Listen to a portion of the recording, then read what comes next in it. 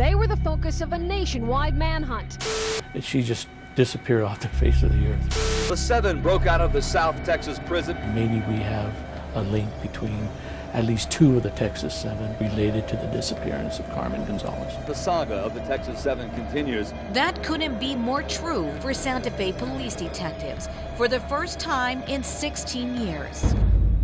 Yes, this is the missing persons flyer we put out. Detective Tony Trujillo's talking about the possible connection of a traveling nurse who disappeared in Santa Fe and the infamous Texas Seven, convicted murderers, rapist, and a child abuser who pulled off the elaborate, almost movie-like escape from the maximum security J.B. Connolly prison, the biggest prison break in Texas history. Could the violent criminals know where Carmen Gonzalez is?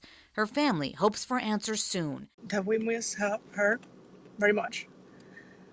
That her parents are still alive. December 31st, 2000, Carmen would check into this Santa Fe motel. Come check out, something bizarre was discovered. Inside Carmen's motel room, everything she was traveling with. End tables stacked on one another, her clothing, her purse. Even to the point where her contact lenses were still on a counter. Carmen gone, and so was that rented van. Days later, detectives find the van. Police file video shows it's broken down in several feet of snow, only blankets found inside in a remote area of Santa Fe County. You have no trace that a crime's been committed, correct? Nothing at all. So no blood, no body, no crime. We did suspect foul play. And the case was about to get a whole lot stranger. On the same day of Carmen's disappearance, a woman called police saying she saw two of the Texas Seven eating at the restaurant right behind me. A woman who was eating at this restaurant was watching a newscast of the Texas Seven and noticed that two of the Texas Seven were almost right next to her at the next table.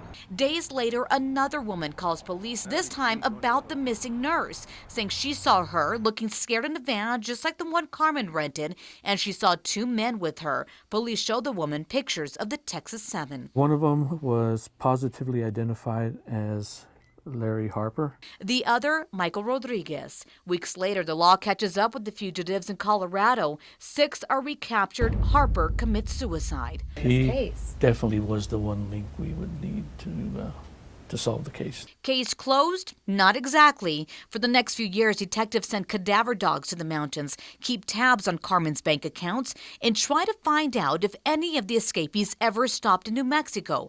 At least one Colorado man believed so back then. Bodie says the men were calling from Santa Fe last week. They told him they were stuck in a snowstorm.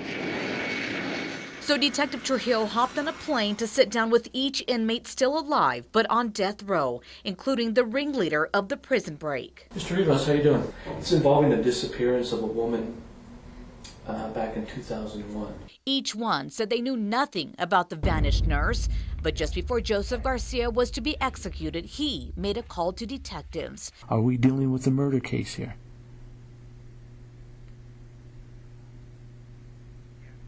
I'm sorry, I didn't hear you. Garcia wouldn't say any more. Could Carmen's disappearance and the sightings of the escapees be a coincidence?